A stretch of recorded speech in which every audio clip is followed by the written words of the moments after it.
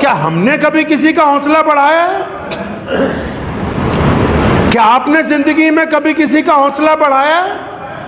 یاد رکھیں، جن لوگوں نے کسی کا حوصلہ توڑا ہے وہ اللہ کے مجرم ہیں۔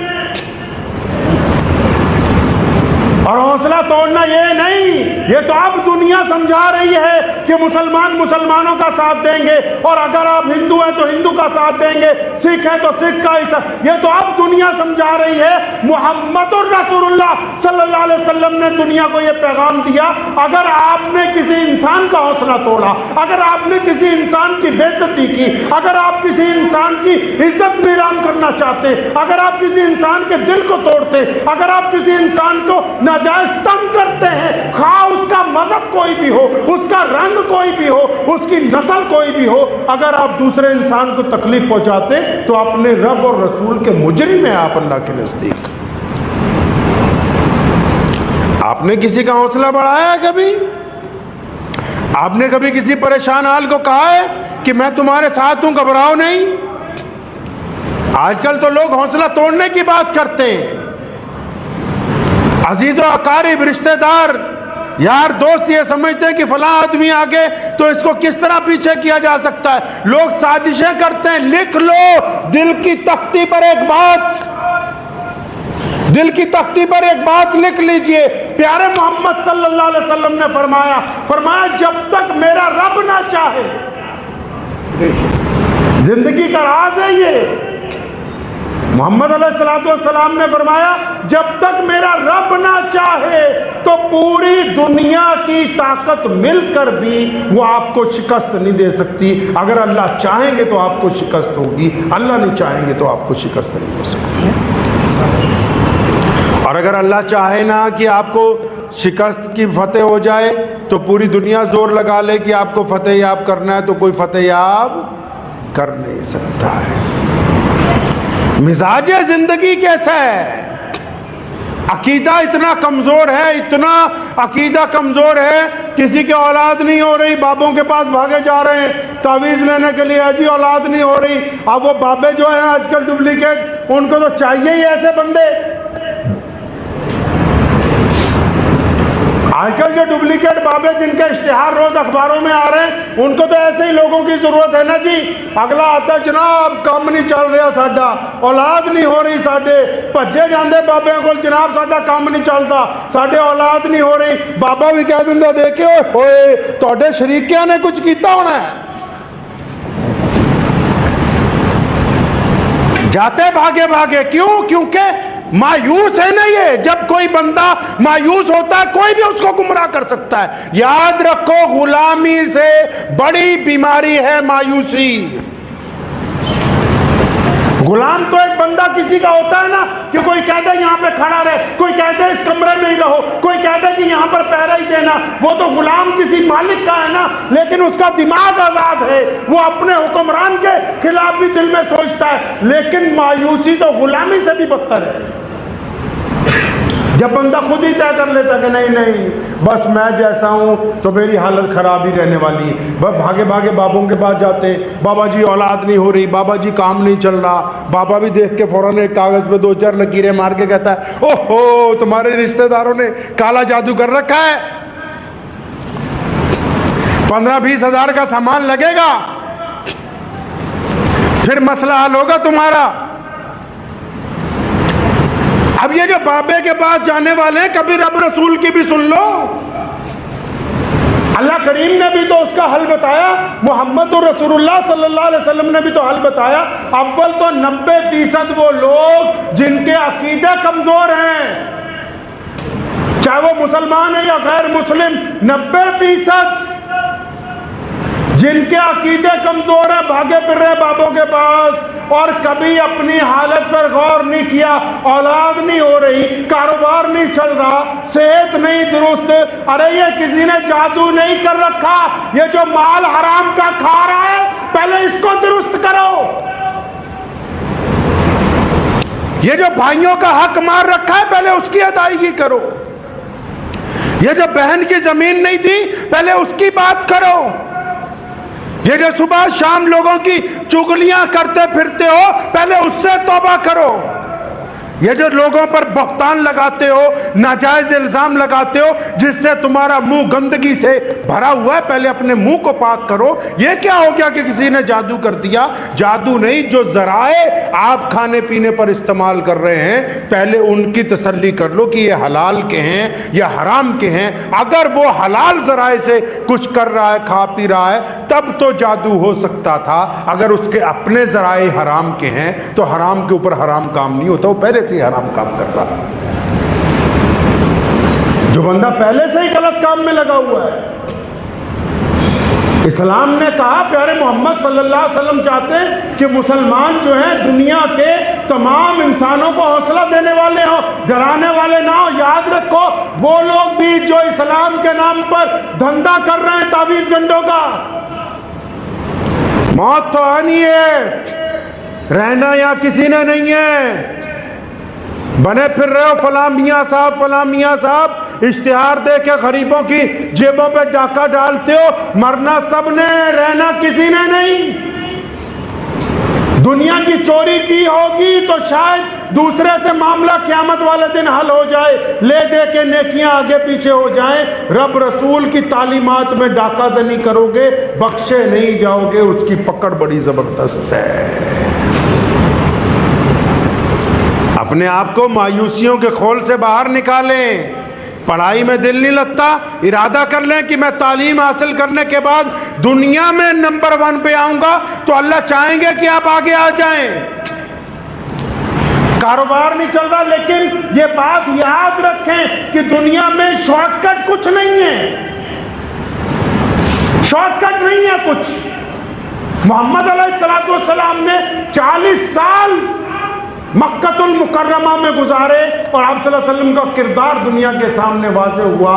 پھر نبی علیہ السلام نے اسلام کی بات دنیا کے سامنے کی ہے۔ یہ جو لوگ شارٹ کٹ میں چاہتے ہیں کہ ہم فلاں اعظم بن جائیں، شارٹ کٹ میں چاہتے ہیں کہ جناب ہم فلاں بہت بڑے رتبے والے بن جائیں، شارٹ کٹ میں چاہتے ہیں کہ ہم منتری بن جائیں، شارٹ کٹ میں چاہتے ہیں کہ ہم فلاں ڈگری ہولڈر بن جائیں، میاں شارٹ کٹ میں دنیا میں کچھ نہیں ہے۔ اللہ نے محنت شرط رکھی ہوئی ہے، جب تک آپ محنت نہیں کریں گے اس مقام تک نہیں پہنچ سکتے۔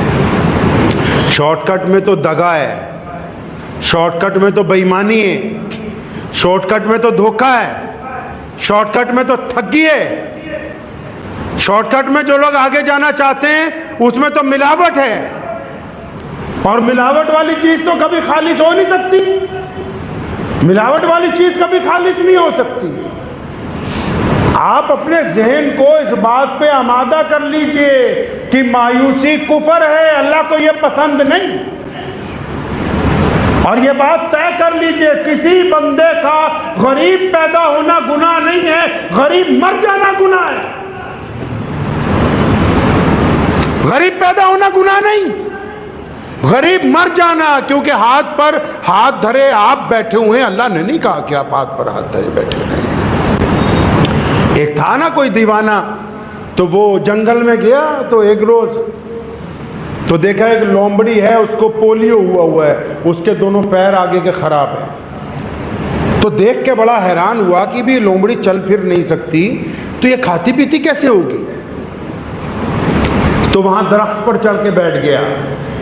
اب جب درخت پر بیٹھ گیا تو بیٹھا رہا، شام ہو گئی، کچھ پتہ نہیں لگا، بھی لومڑی ویسی بھوکی بیٹھی ہے۔ تو جب تھوڑا اندھیرا ہوا تو دیکھا کہ ایک شیر آیا شکار لے کے، تو شیر نے لومڑی کے پاس بیٹھ کے شکار کھایا اور بچا ہوا گوشت جو ہے لومڑی کے آگے پھینک کے چلا۔ اب یہ بڑا خوش ہوا، اس نے کہا یا اللہ تیری قدرت، واقعی تو نے وعدہ کیا ہے کہ ہر بندے کو رزق پہنچانا ہی پہنچانا ہے، سب کے اس سے رزق پہنچے گا۔ بڑا ہی خوش ہوا، واپس آ گیا گھر، اپنے گاؤں پہنچ گیا، آ کے اپنے گھر بیٹھ گیا اور گاؤں میں سب کو کہہ دیا، کہتا بھائی آج کے بعد میں کوئی کام نہیں کروں گا، میں نے کوئی کام نہیں کرنا ہے آج کے بعد، میں تو جنگل میں بھی دیکھ کے آ گیا ہوں، اللہ نے رزق کا وعدہ، اللہ نے رزق کا وعدہ کر رکھا ہے، میں نے تو جنگل میں بھی دیکھا کہ ایک اپاہج لومڑی ہے، اس کو بھی اللہ رزق پہنچا رہے ہیں۔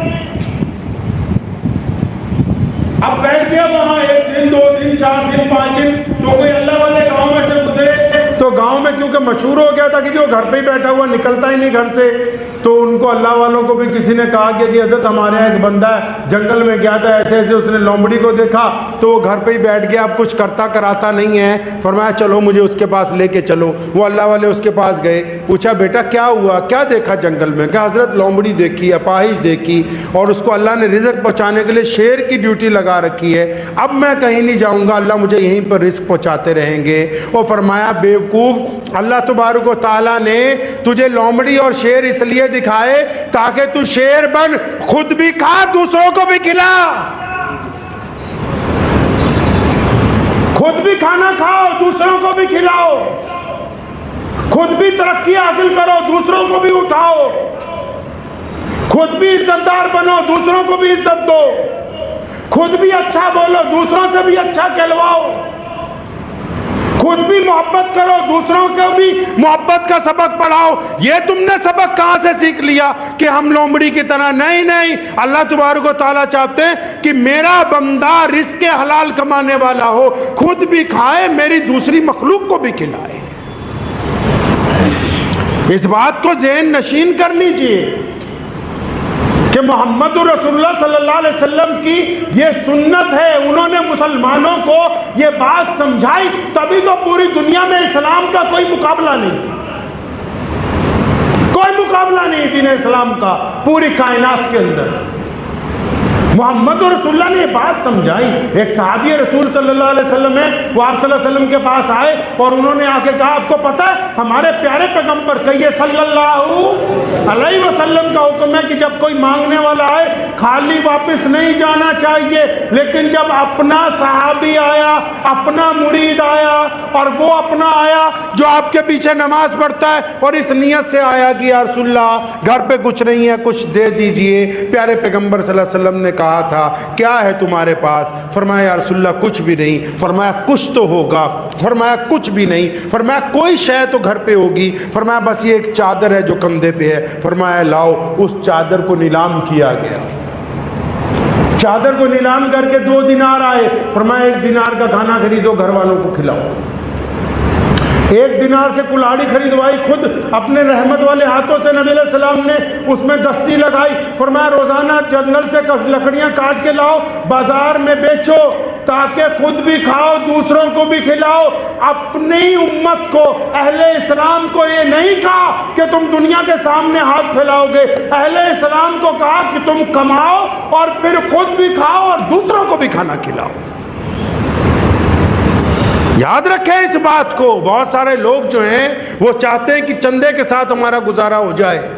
کچھ لوگ گاؤں والے ان کو مشورہ دے دیتے ہیں کہ یہ سرٹیفکیٹ بنا لو، چندہ کرو۔ یاد رکھو جس نے مانگنا شروع کر دیا قیامت آ سکتی ہے، محتاجی دور نہیں ہوگی۔ اللہ کو یہ بات پسند نہیں۔ آپ پسند کرتے ہیں کہ آپ کا بچہ کسی اور سے مانگے؟ آپ پسند کرتے ہیں کہ آپ کے گھر والے کسی اور کے آگے ہاتھ پھیلائیں؟ اللہ اس بات کو پسند نہیں کرتے کہ اللہ کا بندہ دوسروں کے آگے ہاتھ پھیلاتا رہے۔ اللہ اس بات کو پسند کرتے ہیں کہ وہ کمزوری کے باوجود جب محنت کرے تو اللہ اس کی مدد پر آمادہ ہو جاتے ہیں تاکہ پھر اس چھوٹی سی محنت سے وہ ترقی کرتا ہوا آگے پہنچ جاتا ہے۔ اس لیے اسلام نے یہ دستور دیا کائنات کو کہ لوگوں کے ساتھ صلہ رحمی کیجئے، ان کی حوصلہ افزائی کیجئے، ان کی ہمت بڑھائیے، لوگوں کو مایوسی کے خول سے باہر نکالیے۔ میاں صاحب آپ اگر 5 وقت نماز پڑھتے ہیں تو کیا اس مسجد میں کوئی ایسا نہیں ہے جو اپنی زندگی سے مایوس ہے؟ کیا کبھی آپ اس کی طرف متوجہ ہوئے؟ کیا آپ کے گھر میں، آپ کے محلے میں کوئی ایسا مایوس نہیں ہے جو لوگوں کی توجہ کا مستحق ہو اور جو غیرت مند ہے، جو لوگوں کے آگے ہاتھ نہیں پھیلاتا؟ کیا آپ نے کبھی اس کے ساتھ بیٹھ کے چند باتیں کی ہیں؟ اگر نہیں کی ہیں تو ابھی آپ اس فلسفے کو نہیں سمجھے جو محمد رسول اللہ صلی اللہ علیہ وسلم آپ تک پہنچانا چاہ رہے ہیں۔ دین کا نام صرف عبادت نہیں ہے، دین نے اپنا کوئی پہلو خالی نہیں چھوڑا ہے، دین ایک دوسرے کا ساتھ دینے کا نام ہے، دین عزت سے زندگی گزارنے کا نام ہے، دین ایک دوسرے سے محبت کو پیدا کرنے کا نام ہے۔ جو لوگ اپنے آپ کو دیندار بھی کہتے ہو، چگلیاں کرتے ہو، غیبتیں کرتے ہو، مسلمانوں میں نفاق پھیلاتے ہو، ان کے دل کے اندر دوسروں کے لیے نفرت بھری ہو، وہ کسی بھی قیمت پر ایمان والے نہیں ہو سکتے۔ وہ بالکل ان طرح کے لوگ ہیں جن کے بارے میں نبی علیہ الصلوۃ والسلام نے فرمایا، حدیث کا مفہوم ہے کہ دیکھنے میں تو یہ ایمان والے لگتے ہیں لیکن یہ گند کھاتے ہیں کیونکہ ان کا دل ناپاک ہے۔ اپنی زندگی کے اندر ایسے لوگوں کو تلاش کیجئے، اور اگر خود آپ مایوس ہیں تو اس بات کو لکھ لیجئے، مایوسی اللہ کو پسند نہیں ہے۔ اگر آپ مایوس ہیں تو اس بات کو لکھ لیں، مایوسی اللہ کو پسند نہیں ہے۔ باہر آئیے اس سے، چند قدم چلیے، اللہ آپ کی مدد فرمائیں گے۔ نکلیے مایوسی کے خول سے۔ یہ کیا بس صبح اٹھے، دن بھر وہی روٹین کے کام کیے، شام کو پھر کھایا پیا سو گئے؟ نہیں، یہ زندگی نہیں ہے۔ ارادہ تو ہو کچھ نیا کرنے کا، ذہن میں ارادہ تو ہو۔ جب آپ ارادہ بنائیں گے تو اسباب پیدا ہوں گے۔ جب آپ ارادہ بنائیں گے، کچھ دوستوں سے گفتگو کریں گے، کچھ لوگوں سے ملیں گے، کچھ ایک دو جگہ جائیں گے، اسباب پیدا ہوں گے۔ جب اسباب پیدا ہوں گے تو پھر آپ ایک نئے کام کے اندر ہاتھ ڈالیں گے۔ جب آپ نئے کام میں ہاتھ ڈالیں گے، چاہے گھاٹا ہو یا منافع ہو، آپ کو تجربہ حاصل ہوگا۔ اسی تجربے کی بنیاد پر آپ نے آگے جا کر ترقی کرنی ہے، آپ کو آگے نکلنا ہوگا اپنے گھر سے۔ یہ آپ طے نہیں کر سکتے ہیں۔ شکل میں، صورت میں، خاندان میں یہ لکھ کے نہیں لایا کوئی آدمی کہ ہم ہی ہوں گے، نہیں۔ شکل میں کیا رکھا ہے، خاندانوں میں کیا رکھا ہے، نسلوں میں کیا رکھا ہے بھائی؟ اللہ کے بندے آپ ارادہ تو کیجئے۔ ہمارے بھارت کے جو سب سے بڑے مشہور سائنسدان گزرے اور ہمارے راشٹرپتی بھی رہے، ڈاکٹر زین العابدین عبدالکلام صاحب، وہ کوئی بہترین خوبصورت نہیں ہے۔ اللہ نے ان کو علم کی خوبصورتی سے نوازا، ان کو کردار کی خوبصورتی سے نوازا، ان کو طاقت کی خوبصورتی سے نوازا، پھر سیاست کی خوبصورتی سے نوازا، حتیٰ کہ اس حد تک نوازا کہ ملک کی سب سے بڑی گدی پر جا کے بیٹھ گئے۔ یہ بات کس نے سمجھائی لوگوں کو؟ یاد رکھیں، وہ لوگ جو لوگوں کا حوصلہ توڑتے ہیں۔ دنیا میں جتنے بھی لوگ ہیں سارے سن لو، اپنے دل کی تختی پہ لکھ کے لے جاؤ۔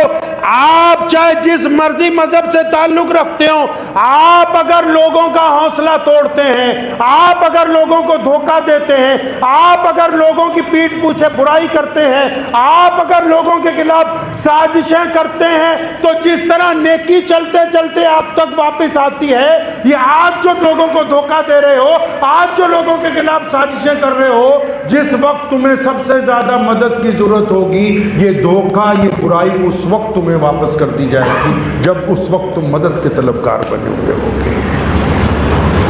اس خام خیالی میں کہاں رہ گئے کہ آج ہم دوسروں کی جڑیں کاٹ رہے ہیں تو ہم کامیاب ہو جائیں گے؟ نہیں۔ کسی کی اولاد کے خلاف سازش کرنے والا اس کی اولاد کو ترقی کی طرف نہیں لے جا سکتا۔ کسی کی دکان کے خلاف سازش کرنے والا اپنا کاروبار آگے نہیں بڑھا سکتا۔ کسی کے گھر کے خلاف سازش کرنے والا اپنے گھر میں سکون حاصل نہیں کر سکتا۔ کسی کو زہر کے قطرے پلانے کی کوشش کرنے والا خود اس زہر سے کبھی نہیں بچ سکتا۔ یہ میرے رب کا دستور ہے۔ اس نے اس مٹی سے انسان کو بنایا اور اس مٹی میں ایک صفت پیدا کر دی کہ جو اس میں بوؤ گے وہی اس میں نکلے گا۔ اس مٹی میں صفت پیدا کی ہے، تبھی تو محمد رسول اللہ نے ہمیں حکم دیا کہ نیکی کی طرف آؤ، تبھی تو حکم دیا کہ برائیوں کو چھوڑو، تبھی تو حکم دیا کہ غریبوں کی مدد کرو، کیونکہ نبی علیہ السلام یہ جانتے ہیں کہ اسلام جو آبیاری کر رہا ہے، جس آبیاری میں محبت ہے، جس میں توحید کے بل کے اوپر انسانوں کے ساتھ مراوات ہیں، اللہ کے نبی علیہ السلام یہ جانتے ہیں کہ ہم زمین کے اندر جو طاقتور درخت بو کے جا رہے ہیں، اس کی چھاؤں پوری دنیا کے اندر ملے گی لوگوں کو، کیونکہ جو دنیا والے ڈالیں گے وہی وہ اس کو لیں گے۔ تو ذہن نشین کر لیجیے اپنی اپنی زندگی میں اس چھوٹی سی بات کو کہ نماز کے ساتھ، عبادات کے ساتھ آپ کی عادتیں، آپ کی سلیقہ، آپ کا کردار اس بات کا گواہ ہونا چاہیے، لوگوں کے نزدیک نہیں، آپ کے اپنے نزدیک۔ بندہ سب سے جھوٹ بول سکتا ہے، اپنے دل سے جھوٹ نہیں بول سکتا۔ اور اگر آپ اپنے ضمیر کے مجرم ہیں نا جی، آپ اپنے ضمیر کے مجرم ہیں تو جتنی مرضی باتیں بناتے رہو، جتنے مرضی چہرے بدلتے رہو، آپ کو سکون میسر نہیں ہوگا۔ دعا کیجیے اللہ تعالیٰ مجھے بھی اور آپ سب کو بھی اس پہ عمل کی توفیق عطا فرمائے۔ وآخر دعوانا ان الحمدللہ رب العالمین۔ مجھے امید ہے کہ آپ کو یہ ویڈیو پسند آئی ہوگی۔ اگر پسند آئی ہو تو یہ آپ اپنے دوستوں کے ساتھ شیئر کریں اور اس چینل کو سبسکرائب ضرور کریں۔